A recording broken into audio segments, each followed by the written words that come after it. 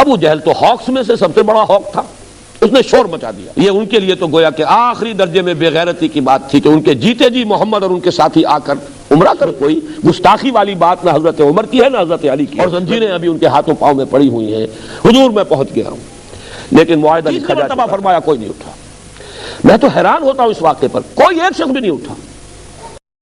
1000 کا لشکر جرار اب چلا ہے مکے سے، کیل کانٹے سے لیس، طبل بجاتا ہوا اور بڑے ڈھول بجاتا ہوا، اس لیے کہ یقین تھا کہ اتنی طاقت محمد کی نہیں ہے کہ 1000 آدمیوں کے مقابلے کے لیے وہ آدمی لا سکے۔ ادھر سے یہ لشکر چلا ہے، ادھر سے اب آپ نقشہ دیکھیے مدینے میں۔ حضور نے ایک مجلس مشاورت منعقد کی۔ مسلمانوں، ایک تو لشکر آ رہا ہے جنوب سے کیل کانٹے سے لیس، اور ایک قافلہ آ رہا ہے شمال سے مال تجارت سے لدا پھدا، اور اللہ کا وعدہ ہے کہ ان دو میں سے ایک پر ضرور فتح دے گا۔ تو بتاؤ کدھر چلے؟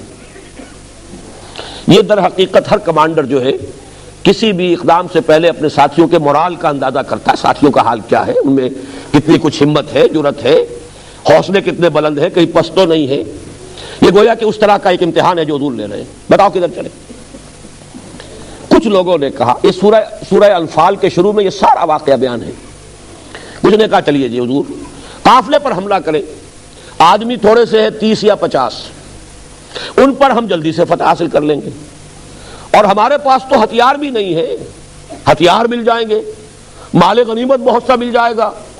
بڑے دلائل کے انبار لگا دیے انہوں نے کہ چلنا چاہیے قافلے کی طرف، لشکر کی طرف نہیں۔ اب اللہ کی منشا کچھ اور ہے، اللہ کے رسول کی منشا کچھ اور ہے۔ وہ تو یہ ہے کہ لشکر کا مقابلہ کیا جائے، یوم الفرقان بنا دیا جائے، کفر کی قبر توڑ دی جائے۔ تو حضور منتظر ہیں، اس پر کھڑے ہوئے حضرت مقداد ابن اسود رضی اللہ تعالی عنہ، انہوں نے تاریخی خطبہ دیا کہ اے اللہ کے رسول، ہمیں موسیٰ کے ساتھیوں پر قیاس نہ کیجئے جنہوں نے یہ کہہ دیا تھا فَاذْهَبْ أَنْتَ وَرَبُّكَ فَقَاتِلَا إِنَّا هَاهُنَا قَاعِدُونَ۔ ہم موسیٰ کے ساتھی نہیں، محمد کے صحابی ہیں صلی اللہ علیہ وسلم رضی اللہ تعالیٰ عنہ مجمعین۔ جو آپ کا ارادہ ہو بسم اللہ کیجئے، کیا عجب کہ آپ کے ذریعے، ہمارے ذریعے سے اللہ آپ کو آنکھوں کی ٹھنڈک عطا فرمائے۔ حضور پھر بھی کچھ منتظر سے ہیں۔ حضرت ابو بکر کھڑے ہوئے، انہوں نے تقریر کی، حضور نے کوئی توجہ نہیں فرمائی۔ حضرت عمر نے کھڑے ہو کر تقریر کی، حضور نے توجہ نہیں فرمائی۔ اب خیال آیا حضرت سعد ابن عبادہ رضی اللہ تعالی عنہ جو رئیس انصار تھے، انہوں یہ خیال آ گیا کہ حضور کا روح سکون ہماری طرف ہے، اس لیے کہ پہلی 8 مہموں میں آپ نے کسی انصاری کو شامل نہیں کیا تھا، سب یہ مجاہدین گئے تھے، مہاجرین۔ اس لیے کہ جب وہ بیعت عقبہ ثانیہ ہوئی تھی تو طے یہ ہوا تھا اگر مدینے پر حملہ ہوگا تو ہم آپ کی حفاظت کریں گے جیسے اپنے اہل و عیال کی، اور یہاں مدینے پر ابھی حملہ نہیں ہوا ہے، حضور باہر نکل کر راستہ روکنا چاہ رہے ہیں۔ تو گویا کہ وہ جو معاہدہ تھا اس کے تحت تو حضور نہیں کہہ سکتے کہ تم چلو میرے ساتھ، اور حضور کو یہ معلوم ہے کہ صرف مہاجرین کی نفری اب کفایت نہیں کرے گی، 1000 کا لشکر آ رہا۔ تو حضرت سعد ابن عبادہ نے کھڑے ہو کر کہا، عرض کیا کانک تعنینا یا رسول اللہ، اے اللہ کے رسول، کچھ ایسے محسوس ہوتا ہے کہ آپ کا روح سکون ہماری طرف ہے، انصار کی طرف ہے۔ فَإِنَّا آمَنَّا بِكَ وَصَدَّقْنَاكَ، تو یا رسول اللہ ہم آپ پر ایمان لائے ہیں، ہم نے آپ کی تصدیق کی ہے، اب ہمارے لیے کوئی آپشن نہیں ہے۔ اگر آپ ہمیں حکم دیں گے اپنی سواریاں سمندر میں ڈال دیں گے، اگر آپ ہمیں حکم دیں گے برق الغمام تک پہنچ جائیں گے، چاہے ہماری اونٹنیاں لاغر ہو جائیں، آپ بسم اللہ کر کے جو آپ کا حکم ہو۔ بھول جائیے بیعت عقبہ ثانیہ میں کیا طے ہوا تھا کیا نہیں ہوا تھا، اصل مسئلہ یہ ہے کہ ہم نے آپ کو اللہ کا رسول مانا ہے، ہم آپ پر ایمان لائے ہیں۔ اسی جملے میں ذرا تھوڑا سا کہوں گا کہ ہم بھی اپنے غریبانوں میں جھانکیں کہ ہم بھی اللہ کا رسول مانتے ہیں، رسول کو صلی اللہ علیہ وسلم، لیکن ہم نے ان کے تقاضوں کو کیا سمجھا۔ بہرحال حضور کا چہرہ جو ہے دمک اٹھا، پھر یہ جنگ کے لیے نکلے۔ یہ سن 2 ہجری کا رمضان مبارک ہے اور 17واں اس کا دن ہے۔ یہ مٹ بھیڑ ہوئی اور یوم الفرقان قرار پایا۔ 313 صرف 2 گھوڑے، ذرا رسالہ تو دیکھیے، کیولری کنسسٹنگ آف 2 ہارسز، اور سب کے پاس تلواریں بھی نہیں، چند لوگوں کے پاس تلواریں ہیں، سامان ہے ہی نہیں، اور ادھر 1000 کا لشکر ہے اور پوری طرح کیل کانٹے سے لیس ہو کر آیا ہے۔ تو وہ تو یہ سمجھتے تھے کہ یقینی فتح ہے ہماری، جیسے 1965 میں بھارتی سمجھتے تھے کہ شام تک تو جیم خانہ کلب میں پہنچ کے وہاں تو ہم جشن منائیں گے، یقینی۔ لیکن اللہ تعالیٰ نے ان کے دلوں میں ایسا روب ڈالا ہے، چھٹک کر کھڑے رہ گئے کہ پتہ نہیں کیا وجہ ہے، ریزسٹنس نہیں ہے کہیں، کیا ہمیں کہیں گھیراؤ میں لیا جا رہا ہے، کیا ہو رہا ہے۔ یہی یقین تھا، اسی لیے یہ ابو جہل نے کہا تھا یہ یوم الفرقان ہوگا، یہ پتہ چل جائے گا کہ اللہ کس کے ساتھ ہے، جس کو فتح ہوئی اللہ اسی کے ساتھ ہے، کیونکہ اسے یقین تھا کہ فتح میری ہوگی۔ اس کا بھی ایک واقعہ میں آپ کو سنا دوں، بہت دلچسپ بھی ہے۔ ایک رات پہلے وہ ڈوز جو تھے انہوں نے پھر کوشش کی کہ جنگ نہ ہو، ٹل جائے یہ جنگ۔ حضرت حکیم ابن حزام بعد میں ایمان بھی لے آئے ہیں، اور یہی وہ صحابی ہیں جو شیب بنی ہاشم میں بھی حضور کو کچھ نہ کچھ کھانے پینے کی چیزیں پہنچایا کرتے تھے رات کو پہاڑ سے اتر کر۔ وہ آئے حکیم ابن حزام عتبہ ابن ربیعہ کے پاس، دیکھو تم بڑے سردار ہو، ابو سفیان اپنا قافلہ لے کر بچ کر نکل گئے ہیں، اور ہم آئے تھے اپنے قافلے کی حفاظت کے لیے، قافلہ ہمارا بچ کر نکل گیا، اب جنگ کی کیا ضرورت ہے؟ جنگ کو روکو، اور تم کر سکتے ہو، جو ایک کرشی مارا گیا مسلمانوں کے ہاتھوں اس کا خون بہا تم ادا کر دو اپنی جیب سے، اور جنگ کو روک لو۔ عتبہ نے کہا میرے اپنے دل کی بات کہی آپ نے، میں بھی نہیں چاہتا کہ جنگ ہو، اس لیے کہ ادھر بھی تو کرشی ہے محمد کے ساتھ، مہاجرین تو ساری قریش میں سے تھے نا، گویا کہ ہم تو ایک دوسرے کے بھائی بند ہیں، چچا ادھر ہے، بھتیجا ادھر ہے، ماموں ادھر ہے، بھانجا ادھر ہے، ایک بھائی ادھر ہے ایک بھائی ادھر ہے، تو جنگ رکنی چاہیے۔ یہ دونوں مل کر آئے ابو جہل کے پاس۔ ابو جہل تو ہاکس میں سے سب سے بڑا ہاک تھا، اس نے شور مچا دیا۔ عمرو ابن عبداللہ حضرمی کے بھائی کو بلایا کہ دیکھو تمہارے بھائی کا جو قصاص ہے وہ سامنے آیا ہوا بھی جا رہا ہے، یہ جنگ سے انکار کر رہے ہیں۔ اس نے کپڑے پھاڑے، شور مچایا، جو عربوں کا ایک خاص انداز ہے، واہ عمرا، ہائے میرا بھائی عمرو، اور اس کے خون بہا کا اور اس کا جو ہے قصاص لینے سے یہ لوگ رک رہے ہیں۔ اور ایک تانا دیا ابو جہل نے عتبہ ابن ربیعہ کو، اس لیے کہ عتبہ کے بڑے بیٹے صاحبزادے حضرت حذیفہ وہ ایمان لا چکے تھے، وہ حضور کے ساتھ تھے۔ اس نے کہا معلوم ہوتا ہے بیٹے کو سامنے دیکھ کر تمہارے اندر بزدلی پیدا ہو گئی۔ اب عرب کا مزاج ہے، یہ تانا وہ برداشت نہیں کر سکتا تھا۔ انہوں نے کہا کل پتہ چل جائے گا بزدل کون ہے۔ بہرحال اگلی صبح سب سے پہلے عتبہ ہی نکلا ہے میدان میں۔ میں اس لیے افسوس کے ساتھ کہہ رہا ہوں کہ وہ ان میں نسبتاً شریف النفس انسان تھا، آخری وقت تک کوشش کی اس نے کہ جنگ نہ ہو، لیکن تانا ایسا تھا ابو جہل کا کہ اگلی صبح خود اپنے بھائی شیبہ کو لے کر، اپنے بیٹے ولید کو لے کر، ایک طرف بھائی شیبہ بن ربیعہ، ایک طرف ولید بن عتبہ، تین آدمی نکلے ہیں مبارزت کے لیے کہ مسلمانوں بھیجو ہمارے مقابلے کے لیے کوئی۔ ادھر سے تین انصاری نکلے۔ اب یہ بھی دیکھیے عرب کا مزاج، انہوں نے پوچھا کون ہو تم، من القوم، انہوں نے اپنا تعارف کرایا، کہا نہیں ہم تم سے لڑنے نہیں آئے، تم یہاں چرواہے لوگ ہو، کاشتکار لوگ ہو، تم ہمارے برابر کے نہیں ہو، ہمارے قرشی بھیجو ہمارے مقابلے کے لیے۔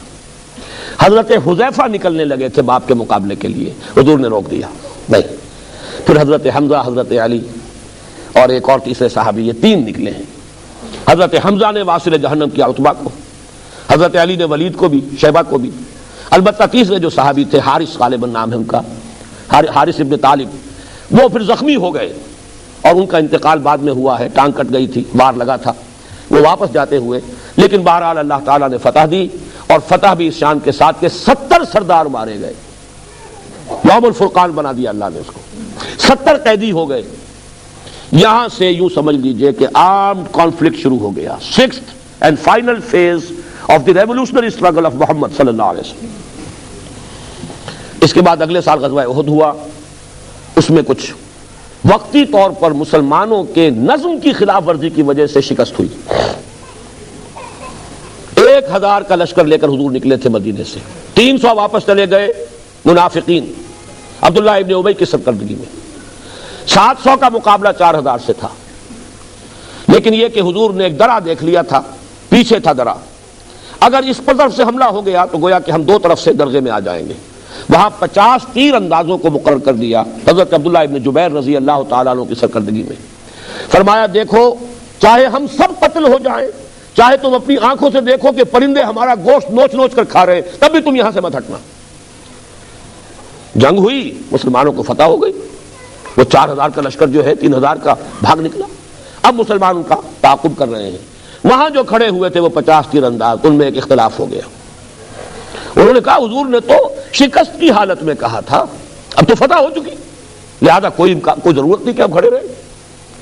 لیکن یہ کہ ان کے جو کمانڈر تھے حضرت عبداللہ ابن جبیر، وہ کہتے رہ گئے کہ یاد کرو حضور کے قول کو، مت ہلو یہاں سے، لیکن ان کی حکم عدولی کر کے 35 وہاں سے تیر انداز جو ہے جگہ چھوڑ کر چلے گئے، 15 رہ گئے۔ خالد ابن ولید تھے اس میں، وہ جو ان کی کیولری تھی 200 ہارسز کی، 2 200 horses strong cavalry under the command of خالد ابن ولید. ان کی عقابی نگاہ نے دیکھ لیا کہ وہ درہ خالی ہے، اگرچہ شکست ہو چکی ہے لیکن اس شکست کو فتح میں بدل سکتا ہوں. پورا چکر لگایا ہے احد کا اور وہاں سے جو حملہ کیا ہے تو پھر وہ شکست میں بدل گئی فتح. 70 صحابہ شہید ہو گئے. اس پر جو قرآن مجید میں تبصرہ آیا ہے وَلَقَدْ صَدَقَكُمُ اللَّهُ وَعْدَهُ إِذْ تَحُسُّونَهُم بِإِذْنِهِ، اے مسلمانوں تم اللہ کو دوش نہیں دے سکتے، تم ہم سے شکایت نہیں کر سکتے، ہم نے اپنے وعدہ سچا کر دکھایا تھا، تمہیں مدد دی اور تمہیں فتح دی. تم انہیں گاجر مولی کی طرح کاٹ رہے تھے. حتیٰ اذا فشلتم وتنازعتم فی الامر وعصیتم من بعد ما اراکم ما تحبون، لیکن جب تم نے ہی نظم کو ڈھیلا کر دیا، تم نے حکم کی نافرمانی کی. حضور کے حکم کی تو انہوں نے تعویل کر لی تھی کہ حضور نے تو کہا تھا اگر شکست ہو جائے تب، اب تو فتح ہو گئی، لیکن اصل لوکل کمانڈر کا حکم تو تھا نا، من اطاع امیری فقد اطاعنی ومن عصا امیری فقد عصانی، جو میں پہلے بیان کر چکا. جس نے میرے مقرر کردہ امیر کا کہنا مانا اس نے میرا کہنا مانا، جس نے اس کی نافرمانی کی اس نے میری نافرمانی کی. اس کی سزا ہے جو اللہ نے دی ہے. حضور زخمی ہوئے، دندان مبارک شہید ہوئے، خود کی کڑیاں جو ہے تلوار کا وار ایسے پڑا ہے کہ خود کی کڑیاں آپ کے رخسار کی ہڈی کے اندر گھس گئیں، وہ نکالی نہیں جا رہی تھی. ایک صحابی نے دانتوں سے پکڑ کر کھینچا ہے تو ان کے اپنے دانت نکل گئے. پھر خون کا فوارہ چھوٹا ہے، غشی طاری ہوئی ہے، خبر اڑ گئی کہ حضور قتل ہو گئے. مصعب بن عمیر قتل ہوئے، شہید ہوئے. وہ چونکہ علم بردار تھے، ان کے ایک ہاتھ میں علم تھا، اس پر تلوار کا وار ہوا، کٹ گیا، دوسرے سے تھاما، دوسرے پر وار ہوا، وہ بھی کٹ گیا، پھر دونوں بازوؤں کے بچے ہوئے حصوں سے تھاما، پھر شہید ہو گئے. حضرت حمزہ شہید ہو گئے. 70 صحابہ. یہ اپس اینڈ ڈاؤنز آئے ہیں. بدر میں 70 ان کے مارے گئے، احد میں 70 صحابہ شہید ہو گئے. لیکن یہ کہ بہرحال پھر غزوہ احزاب اب تفصیل میں بیان نہیں کر سکتا.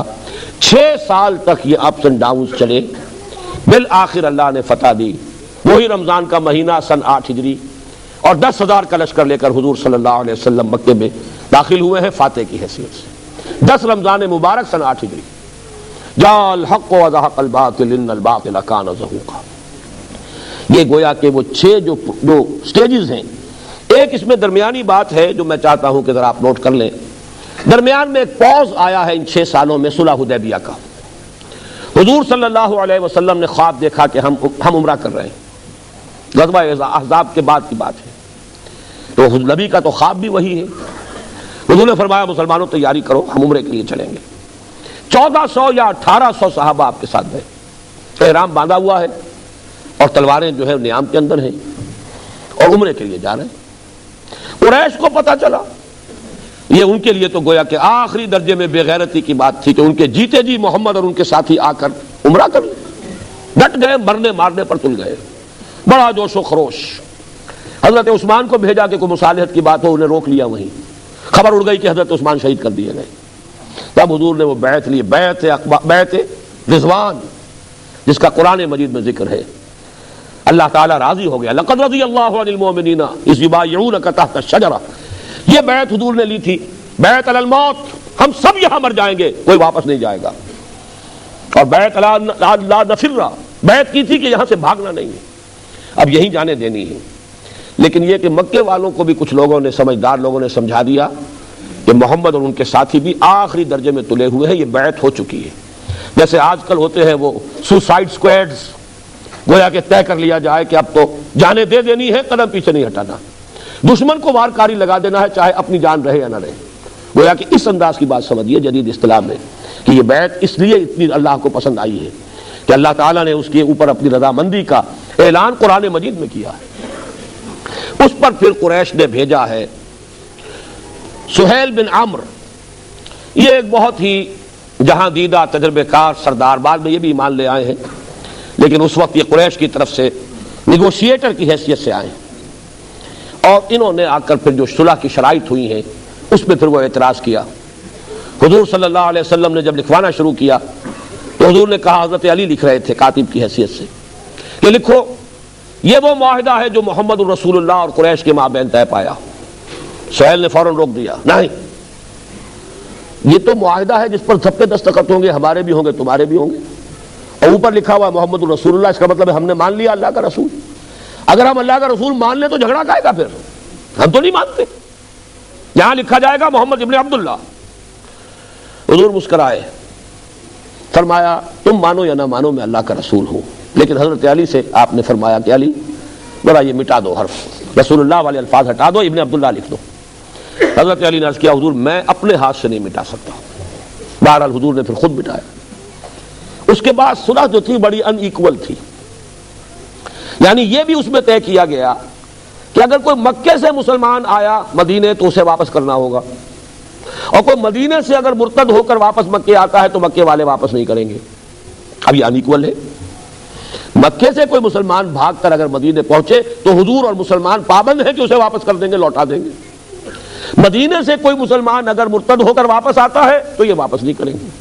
حضرت عمر کا خون کھول رہا ہے، سب کا خون کھول رہا ہے۔ حضرت عمر سے ضبط نہیں ہو سکا، انہوں نے آ کر حضور سے کہا کہ کیا ہم حق پر نہیں ہیں؟ کیا آپ اللہ کے رسول نہیں ہیں؟ آپ نے فرمایا میں حق پر ہوں، میں اللہ کا رسول ہوں، تو پھر یہ ہم دب کر صلح کیوں کر رہے ہیں؟ حضور نے مسکرا کر فرمایا میں وہی کر رہا ہوں جس کا مجھے اللہ نے حکم دیا ہے۔ حضرت عمر کا غصہ اب بھی نہیں تھما، گئے حضرت ابو بکر کے پاس، کیا ہم حق پر نہیں ہیں؟ کیا ہم اللہ کے، کیا محمد صلی اللہ علیہ وسلم اللہ کے رسول نہیں؟ یہ یقیناً حق پر ہے، اللہ کے رسول ہے، تو یہ ہم کیا کر رہے ہیں؟ انہوں نے بھی کہا وہ اللہ کے رسول ہیں، وہی کچھ کر رہے ہیں جس کا انہیں حکم ہو رہا ہے۔ ساری عمر بعد میں حضرت عمر کو یہ ایک رنج رہا ہے کہ اس وقت میں ضبط نہیں کر سکا، لیکن یہ حمیت حق کا جوش ہے۔ اسی حمیت حق کے جوش میں حضرت علی نے بھی تو حکمت علی کی نا کہ حضور کہہ رہے ہیں نام مٹا دو، اور نہیں مٹایا۔ یہ سب غیرت ہے، حمیت حق ہے، اس میں کوئی گستاخی والی بات نہ حضرت عمر کی ہے نہ حضرت علی کی ہے رضی اللہ تعالی عنہما۔ لیکن ذرا نوٹ کیجئے، آخری بات آپ سے عرض کر دوں، اس کو کہتے ہیں ڈسپلن۔ اس درجے خون کھول رہا ہے، لیکن حضور کا جو فرمان ہے تسلیم ہے، کوئی چوں نہیں کر رہا سوائے حضرت عمر نے جو تھوڑا سا یہ مکالمہ کیا ہے۔ جب صلح ہو گئی تو سب سے بڑا امتحان اسی وقت آ گیا۔ ابو جندل اسی سہیل ابن عمر کے بیٹے ایمان لائے ہوئے تھے، اور اس سہیل ابن عمر نے عمر بن سہیل نے رکھا ہوا تھا اسے اپنے گھر میں لوہے کی زنجیروں سے جکڑ کر۔ انہیں جب پتا چلا حضور اتنے قریب آئے ہوئے حدیبیہ میں، جس طرح بھی ہوا زنجیریں توڑوائیں، بھاگے آئے اس حال میں کہ جسم کے اوپر مار کے نشان ہیں اور زنجیریں ابھی ان کے ہاتھوں پاؤں میں پڑی ہوئی ہیں۔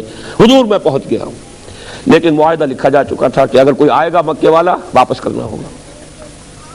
حضور نے کہا بھی کہ سہیل ابھی یہ معاہدہ ابھی لکھا گیا ہے، اس ایک معاملے کو ایگزیپٹ کر دو، ابو جندل کو ہمارے ساتھ جانے دو۔ میں آ گیا نہیں، معاہدہ ہو چکا، واپس کرنا ہوگا۔ حضور نے فرمایا ابو جندل صبر کرو، اللہ تمہارے لیے راستہ نکال دے گا۔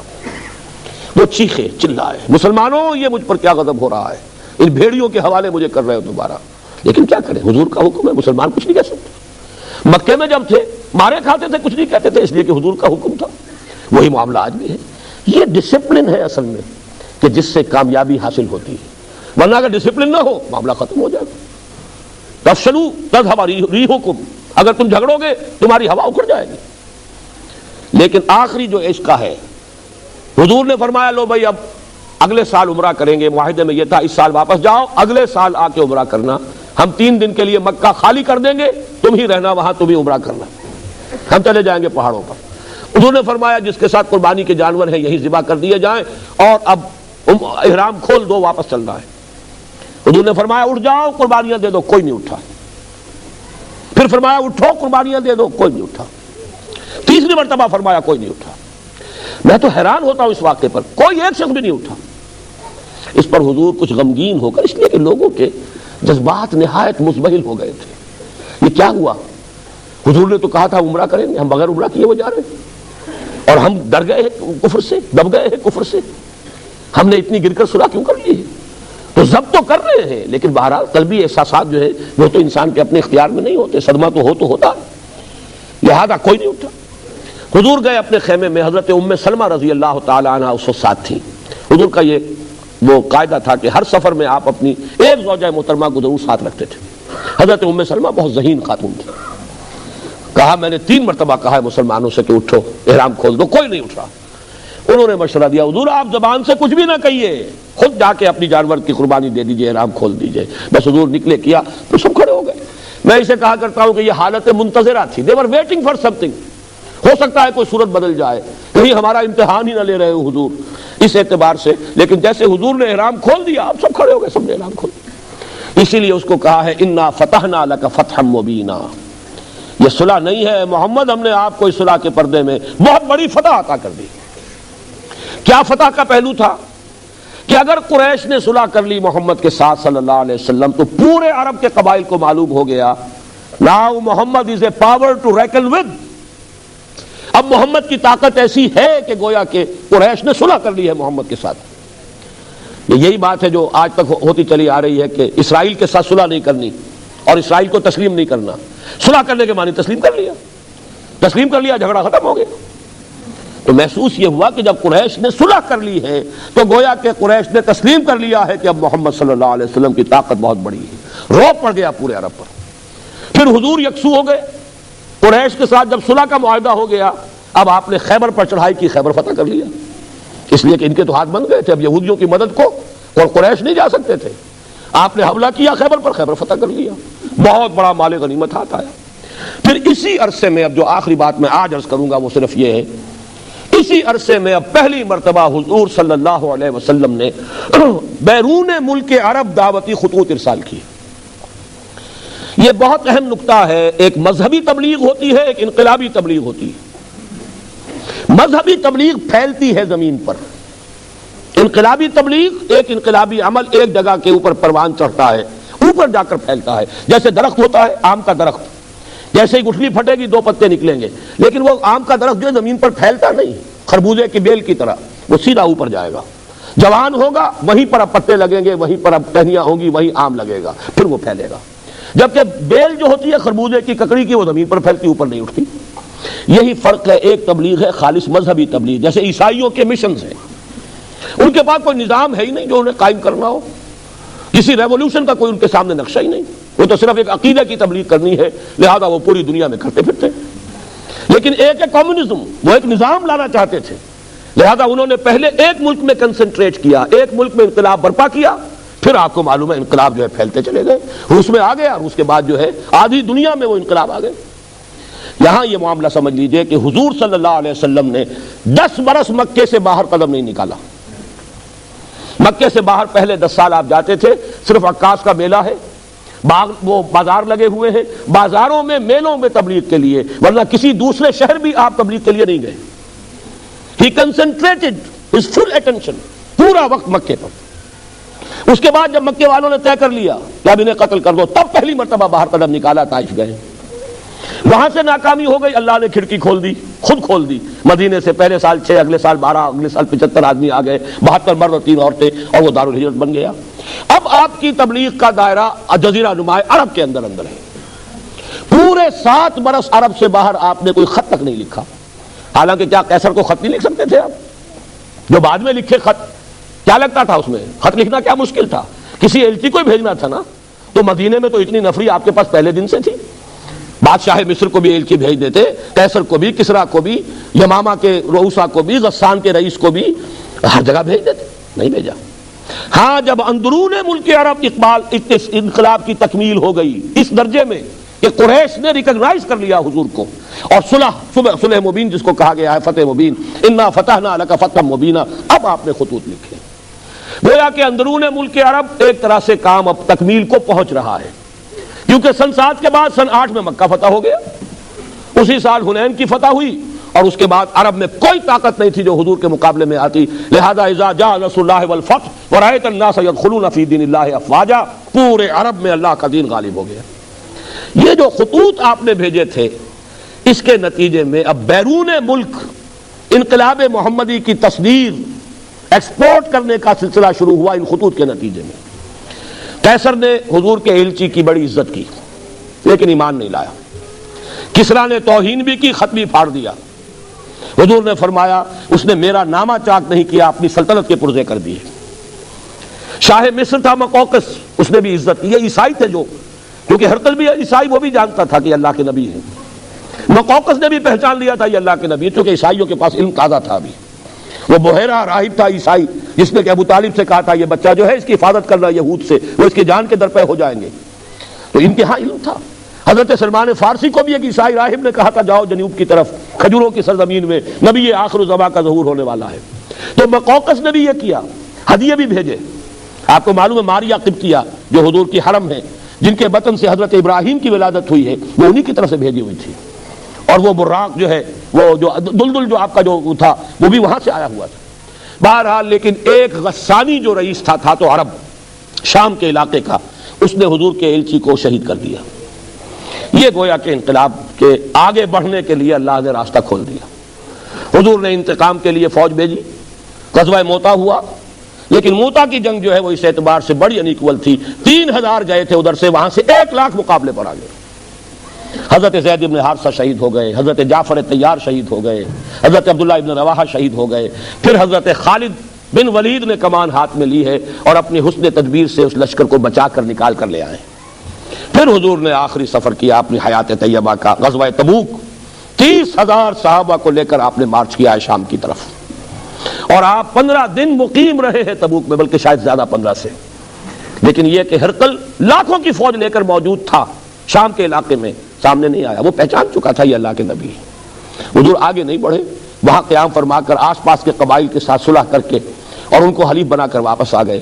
یہ ہے سن 9 کا واقعہ، اور آپ کو معلوم ہے سن 10 میں پھر آپ نے اپنا حجۃ الوداع آخری حج کیا۔ بلکہ یہ بھی نوٹ کر لیجئے، یہ بھی ہماری جو ویلیوز ہیں ان سے بڑی مختلف بات ہے۔ ظاہر بات ہے کہ سن 7 سے پہلے تو حضور حج کر ہی نہیں سکتے تھے، مکے میں تو کرتے ہی ہوں گے، لیکن ہجرت کے بعد تو ظاہر بات ہے امکان ہی نہیں تھا، وہاں پر تسلط تھا کفار کا۔ لیکن سن 7 میں آپ نے عمرہ کیا ہے، عمرہ قضا۔ سن 6 میں صلح حدیبیہ ہوا، 8 میں مکہ فتح ہو گیا رمضان میں، لیکن آپ نے حج نہیں کیا۔ سن 9 میں بھی آپ نے حج نہیں کیا، حضرت ابو بکر کی امارت میں قافلہ حج بھیج دیا۔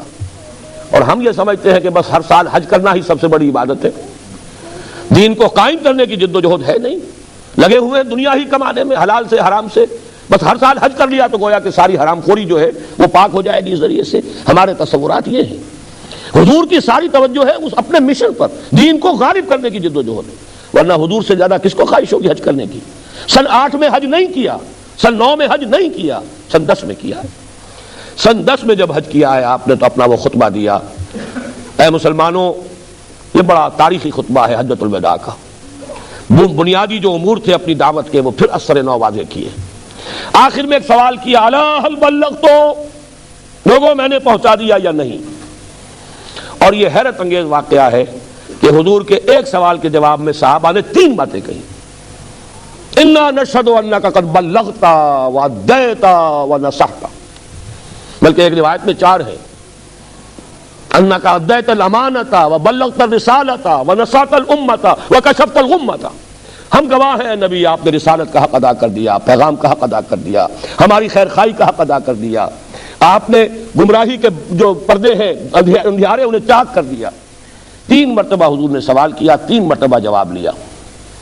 پھر آپ نے نگاہ اٹھائی آسمان کی طرف، انگشت شہادت سے اشارہ کیا 3 مرتبہ، پہلے آسمان کی طرف اشارہ، پھر لوگوں کی طرف۔ 1.25 لاکھ کا مجمع تھا، تصور کیجئے 22 برس پہلے ایک تنہا آدمی کھڑا ہوا تھا دعوت لے کر، اسے مجنون کہا گیا، شاعر کہا گیا، شاعر کہا گیا، پاگل کہا گیا، مسحور کہا گیا، ان تتبعون الا رجلا مسحورا، ساحر، مسحور، شاعر، کذاب، نہ معلوم کیا کیا کچھ کہا گیا، اکیلا آدمی، اور کل 22 برس۔ 22 برس بھی کون سے؟ قمری، جو ہمارے 21 بنے، اور انقلاب عظیم، 1.25 لاکھ کا مجمع سامنے ہے اور خطبہ دے رہے ہیں، الا هل بلغت انا نشهد انک قد بلغت الرسالۃ وادیت الامانۃ ونصحت الامۃ وکشفت الغمۃ۔ اب آپ فرماتے ہیں اللہم اشہد، اللہم اشہد، اللہم اشہد، اے اللہ تو بھی گواہ رہے۔ اس کو میں کہا کرتا ہوں سائی آف ریلیف، وہ بار گراں جو میرے کندھے پر آیا تھا، اے اللہ گواہ رہے، یہ مان رہے ہیں میں نے پہنچا دیا، میرا فرض منصبی ادا ہو گیا۔ یہی گواہی اللہ تعالیٰ کے رسول قیامت کے دن دیں گے۔ فَكَيْفَ إِذَا جِئْنَا مِن كُلِّ أُمَّةٍ بِشَهِيدٍ وَجِئْنَا بِكَ عَلَىٰ هَؤُلَاءِ شَهِيدًا۔ ہر امت کا رسول کھڑا ہوگا، پہلے ٹیسٹیفائی کرے گا پروزیکیوشن وٹنس کی حیثیت سے، اے اللہ تیرا دین جو مجھ تک آیا تھا میں نے پہنچا دیا تھا۔ Now they are responsible, they are accountable، وہ جواب دے، یہ نہیں کہہ سکتے کہ میں نے تیرا پیغام پہنچایا نہیں۔ وہ گواہی آپ لے کر گئے اس دنیا میں، الا هل بلغت انا نشهد انک قد بلغت الرسالۃ وادیت الامانۃ ونصحت الامۃ وکشفت الغمۃ۔ اللہم اشہد، اللہم اشہد، اللہم اشہد، اے اللہ تو بھی گواہ رہے۔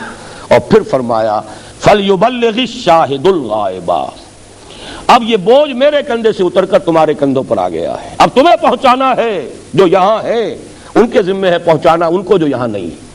جو یہاں نہیں ہے میں وہ پوری نوع انسانی بھی شامل تھی جو اس وقت دنیا میں موجود تھی، اور وہ پوری نسل انسانی بھی ہے جو قیامت تک دنیا میں آئے گی، اس لیے کہ وہ آیت میں آج بھی آپ کو سنا چکا، ما ارسلناک الا کافۃ للناس بشیرا ونذیرا، ہم نے تو آپ کو بھیجا ہے پوری نوع انسانی کے لیے۔ تو ابھی وقت فرصت ہے کہاں، کام ابھی باقی ہے۔ ابھی تو ایک ملک ہے جس پر اللہ کے دین کا جھنڈا لہرا رہا ہے، دین کا غلبہ ہوا صرف جزیرہ نما عرب پر۔ ابھی تو تمہارے لیے بہت محنت اور مشقت کا میدان ہے، اب یہ بوجھ میرے کندھے سے اتر کر تمہارے کندھے پر آ گیا ہے۔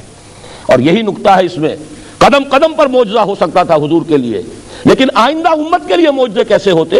معجزے تو نبی کے لیے ہیں، رسول کے لیے ہیں، جبکہ امت کے ذمہ یہ آنا تھا کام کہ بقیہ پوری نوع انسانی تک، پورے عالم انسانی تک دین کی تبلیغ اور دین کو قائم کرنا تمہاری ذمہ داری ہے۔ یہ مشن امت کے حوالے کر کے غزوہ یہ حجۃ الوداع کے شاید 3 مہینے بلکہ 3 مہینے سے کم ہے عرصہ جو حضور اس دنیا میں رہے ہیں، پھر آپ کا وہ مرض وفات ہوا ہے، اور اسی میں پھر وہ کیفیت کہ آپ کے الفاظ آخری جو زبان مبارک پر تھے، اللہم فی الرفیق الاعلی۔ اس کا پس منظر یہ ہے کہ بعض احادیث سے معلوم ہوتا ہے کہ انبیاء اور رسل کو اللہ تعالیٰ کی طرف سے آپشن ہوتا ہے، آپ کا کام پورا ہو گیا، واپس آنا چاہیں تو ابھی آ جائیں، ابھی اور دنیا میں ٹھہرنا چاہیں تو اور ٹھہر لیں۔ یہ آپشن حضور کے سامنے بھی آیا، حضور نے پھر خطبہ بھی دیا تھا ایک روز مرض وفات میں، ذرا سی جب آپ کو تھوڑا سا ریلیف ہوا تھا، باہر آپ آئے، حضرت ابوبکر نماز پڑھا رہے تھے، انہوں نے پیچھے ہٹنا چاہا، حضور نے فرمایا نہیں تم ہی نماز پڑھاؤ، حضور ان کے برابر بیٹھ گئے۔ تو گویا کہ حضرت ابوبکر حضرت حضور کی اقتداء میں نماز پڑھ رہے تھے، اور بقیہ مسلمانوں کے لیے امام حضرت ابوبکر تھے۔